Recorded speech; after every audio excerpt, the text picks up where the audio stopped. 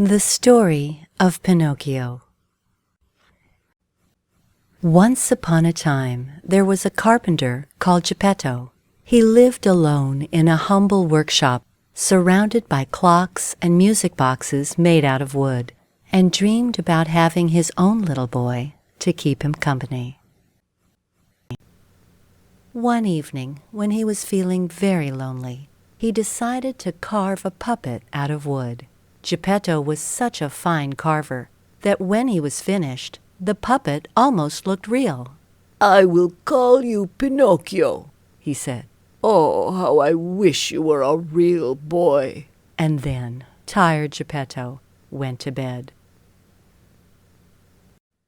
While Geppetto slept, the blue fairy came and gently whispered in his ear, "Kind Geppetto, you have always been so good to everyone. I will grant your little Pinocchio the gift of life." And in a wave of her magic wand, Pinocchio was alive. "Look at me! I can talk, I can walk, and I can dance too!" said Pinocchio excitedly. Geppetto woke up from all the noise, and much to his great surprise, he found that his wish had come true. "Oh, my little wooden boy, you're alive!" And they started to dance happily around the room together. The very next morning, Geppetto gave Pinocchio some money for books and sent him on his way to school. "Now, Pinocchio, don't stop on your way, but go straight to school," Geppetto told him. Pinocchio was happily walking down the street on his way to school when he met a boy who was playing hooky from school that day. "Where are you going with all that money?" the boy asked. "I'm going to buy books and go to school," Pinocchio replied. "Why don't you go and buy candies instead?" the boy slyly suggested. Suddenly, a little talking cricket jumped up on Pinocchio's shoulder and whispered in his ear, "Don't do it, Pinocchio! Don't listen to what that boy says!" But Pinocchio didn't care about the talking cricket and went inside the candy shop instead. "Did you get all that money just for candies?" the lady in the store asked Pinocchio. "Oh, yes. My father wanted me to buy them," Pinocchio replied.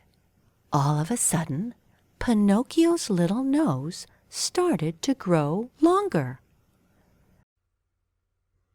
As he went out of the store, the other boy quickly stole the candies from Pinocchio and ran away. Pinocchio had been tricked. The talking cricket saw Pinocchio now had less money than he had before, so he asked, "What happened to the money, Pinocchio?" I lost it," Pinocchio replied, and his nose grew even longer. Pinocchio went on his way again and met a fox and a cat who said to him, "Hey, boy, we bet you want to go to a puppet show." "Yeah, we have this ticket that will cost you just 5 coins. Pinocchio thought that sounded like a great idea, and he decided to go. "I have 5 coins here that my father told me to spend on some amusement."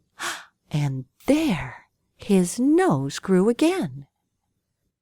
Pinocchio tried to go to the show, but the ticket they gave him wasn't a real one. So when the ticket taker wouldn't let Pinocchio into the show, he sat down in a corner to cry. A strange, large man with a long black beard found Pinocchio crying. It was Stromboli, the owner of the puppet show. He was amazed to see Pinocchio. Here was a puppet with no strings. Stromboli then quickly invited Pinocchio to be part of his show.